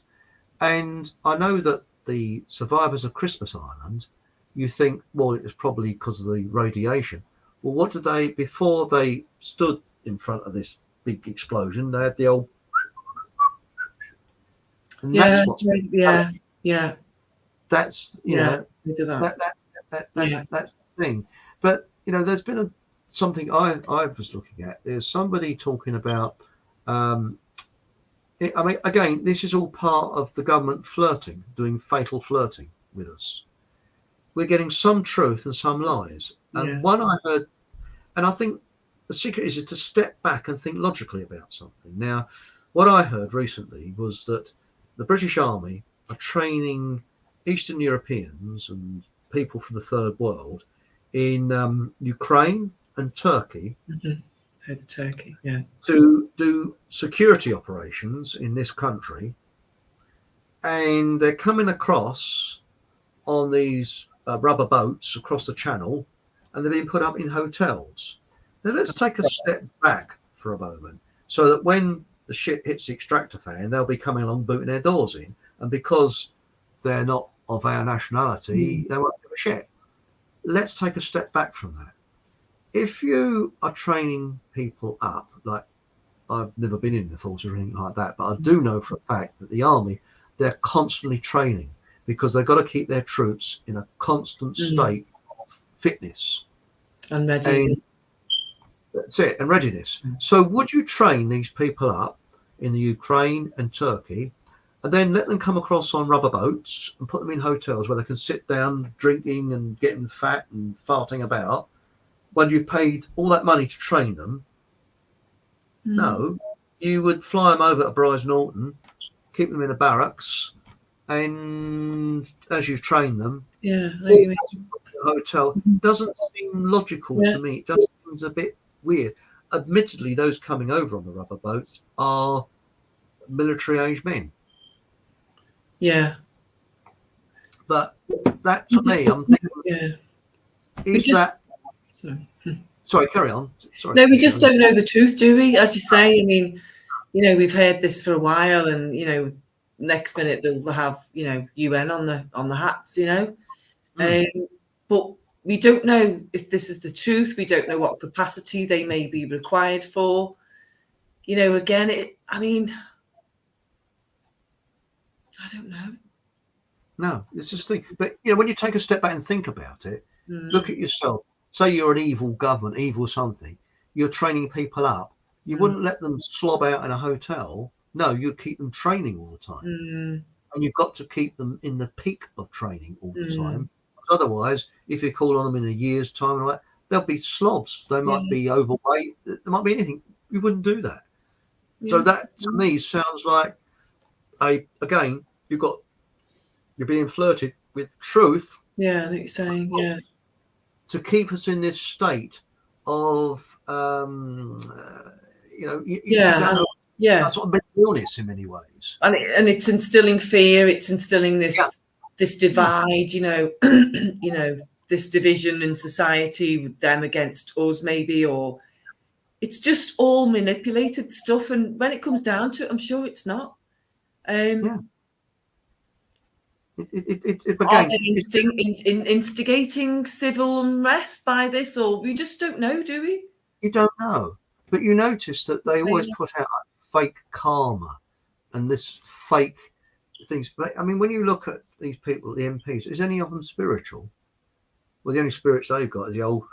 And a lot of them go to church, which churches have all been infiltrated now. So they're about, you know, and most of them are about as spiritual as a teapot, really.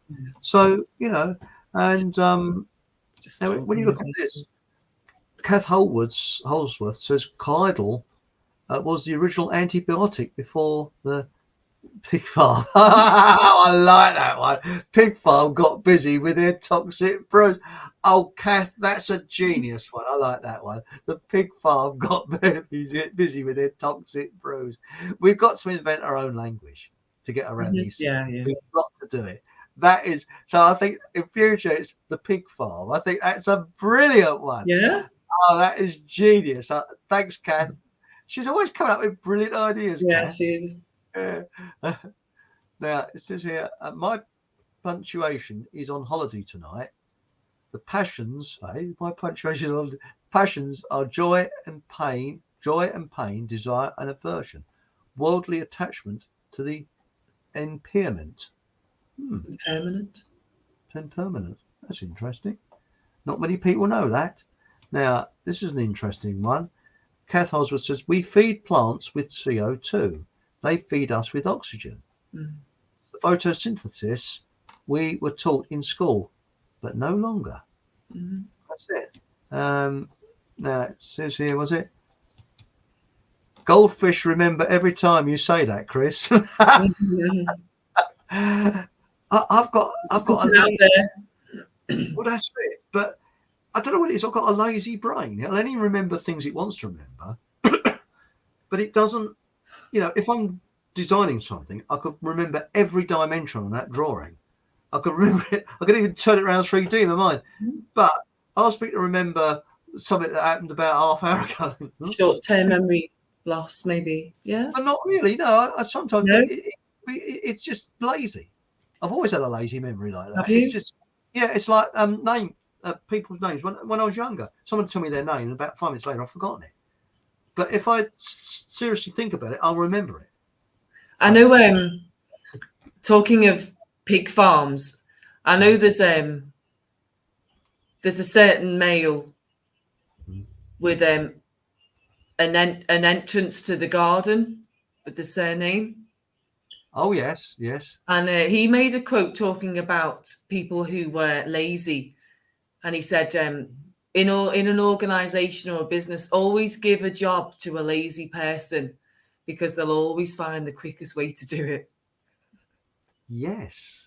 I always remember that quote. I thought that was quite. That's a brilliant one. Well, necessity is the mother of invention, isn't it? Really, when you think about it, you know. But now, what's this? Photosynthesis is the social contract human beings and other animal life have with plant life. This is Robert Dorr. We breathe out so they can breathe in, and vice versa. That's it. And another strange thing is that they found that people that live in jungles and woods and under waterfalls don't tend to get cancer. And look at pine trees as well. That's right. Yes. Now it says here, this is ancient Ruby. Living alone is a great strength and honourable courage, in my opinion. Yes, there's a difference between being alone and lonely. Sometimes being alone can be very nice, but sometimes it can be the opposite side. It just depends. You know, this is why, as I say, with empathic people, they have to have their alone time. They have to be. You can't crowd them because you sort of go, huh? Do you find that? You know, you get the sort of you know, we're not solitary creatures either. We do need to communicate. Yes. Now it says here,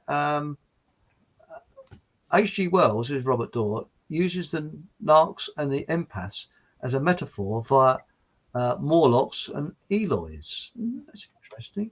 Now Now it says here, I'm trying to find what it is. I want a community of like-minded souls living in the woodlands.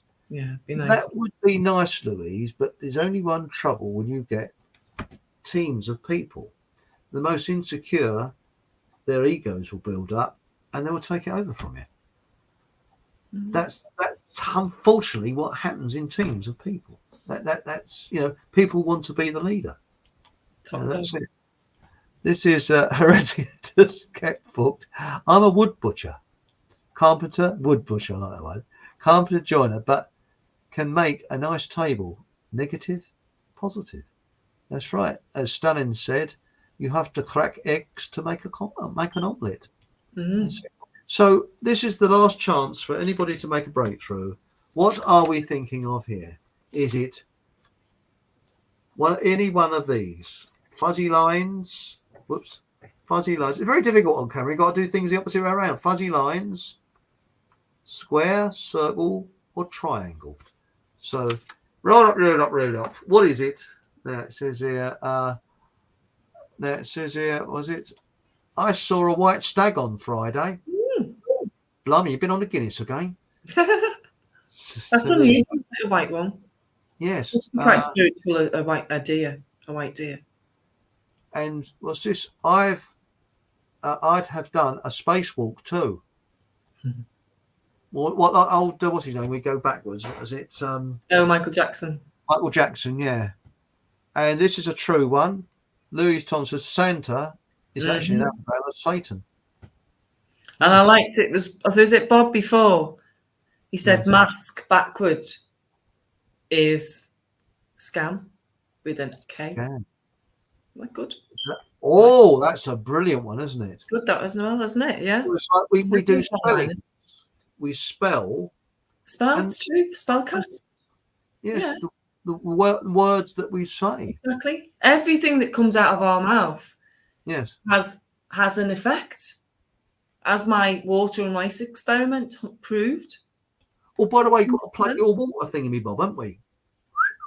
Haven't done it yet, have we? Yes. What did Bob say then? Bob's message. Bob said, Dr. Gabor, mate, and Dr. Oh, yes, I know of Dr. Bruce Lipton. Yes. Bruce speaks about the mind-body connection. Yes, because he talks about epigenetics and this idea that it's in your genes. I mean, they told me that my baldness is in my genes, and I changed from Levi's to Wranglers, but it made no bleeding difference. But with genes, it's sort of he said, no, it's not genetic. You can change your lifestyle to change your genetics, which is quite interesting. Do you change the fish? Do you change the bowl of water, or do you change the environment or the? Oh, is it? No, is it? I think it was it? Do you give the fish antibiotics, or you change their water? Something like that, isn't it? Like that. Now, it's true what Robert Dorr says here. Fear is the easiest way of controlling the populace.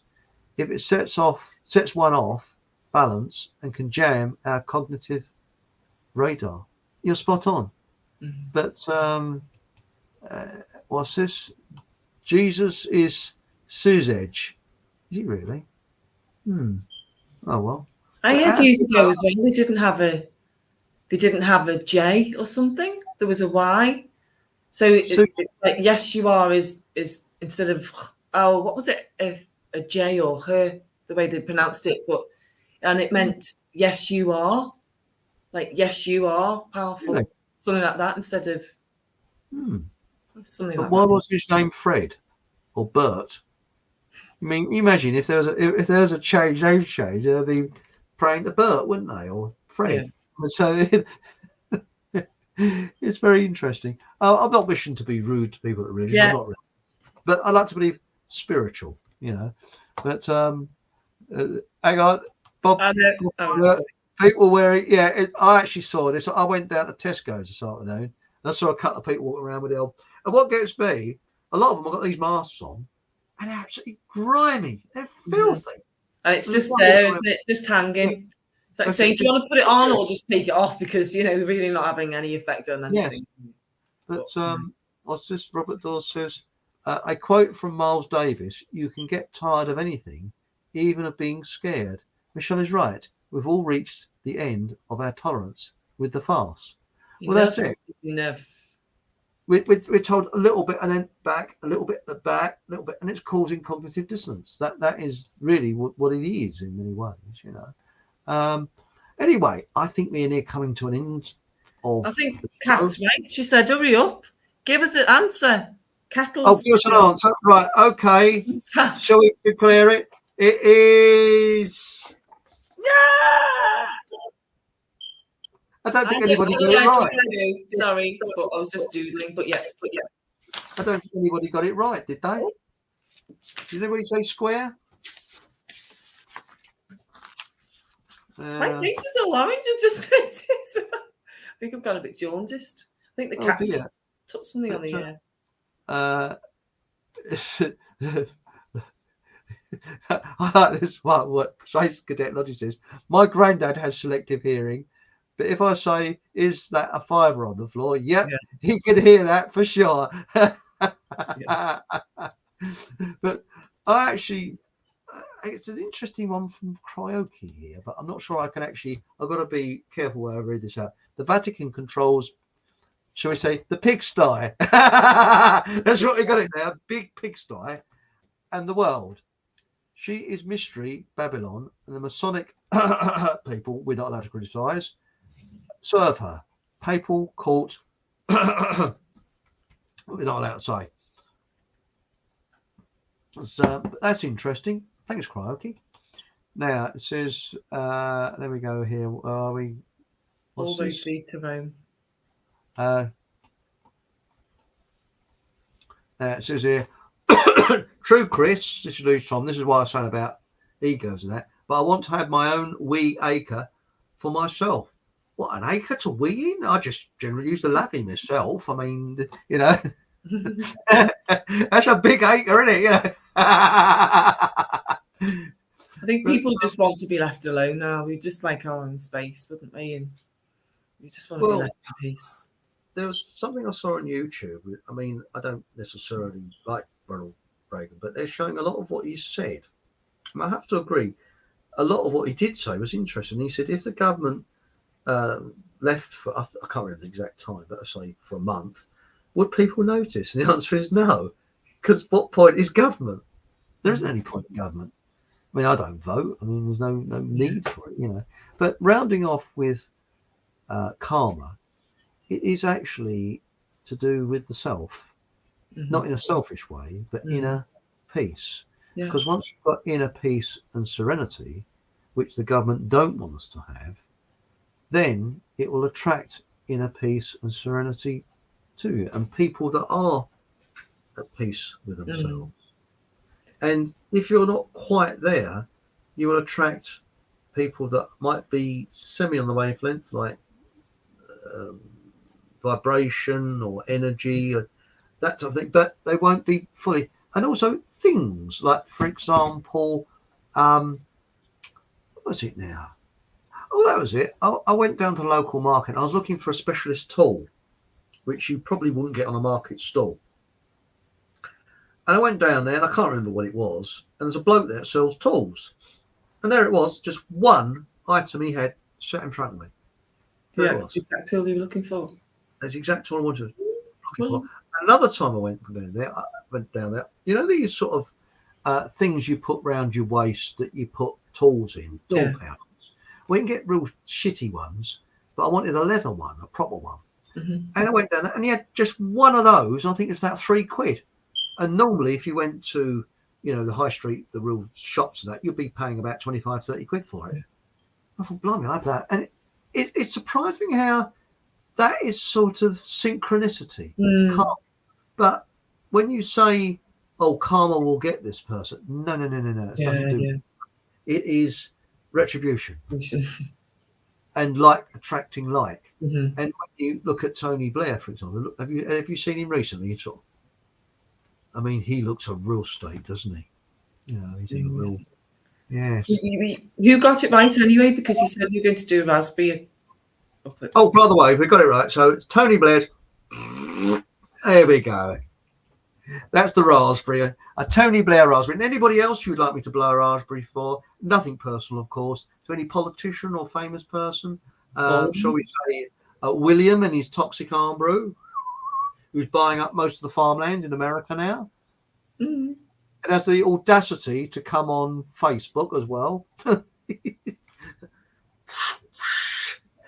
But I've actually got a brilliant idea for saving the planet. You know what that is? Do the glass anal schwab and that in. That'll save the planet, won't it? You know. You said the latest they want us to well, I won't say the word, but you know, our pets.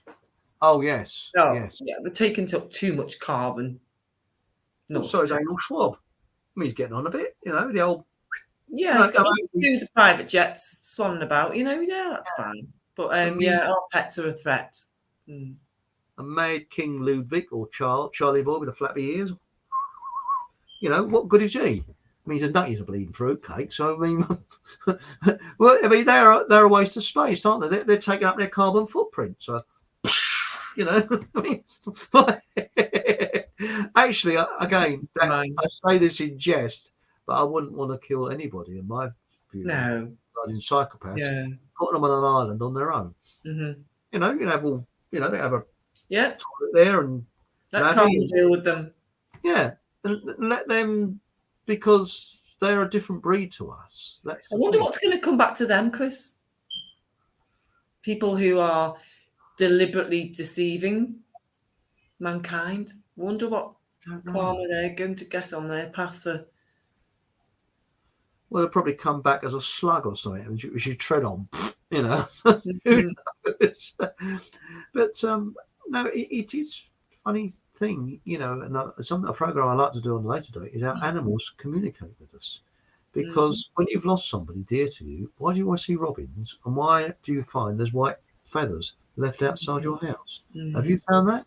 Yeah, I have. I've found a couple of white feathers when I've been going through quite a traumatic time in my life, and just you know, you could say, oh, it's just a pigeon flying past, or it's just that feeling of knowing that it means something at that particular time, that you were needing that sign of affirmation that it's going to be okay, you know.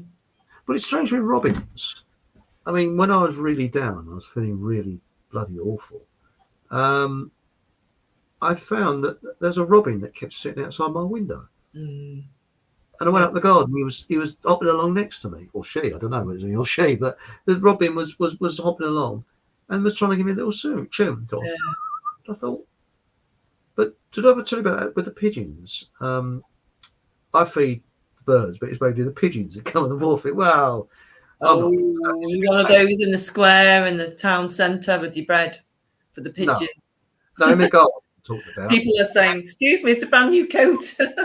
Oh, bloody hell. And did you know that pigeon poo, if you've got a cut and you get pigeon poo in it, it is absolutely lethal, that stuff. Oh, lethal, is it? Yeah. Seriously, yeah. Dry pigeon poo is the worst poison ever, apparently.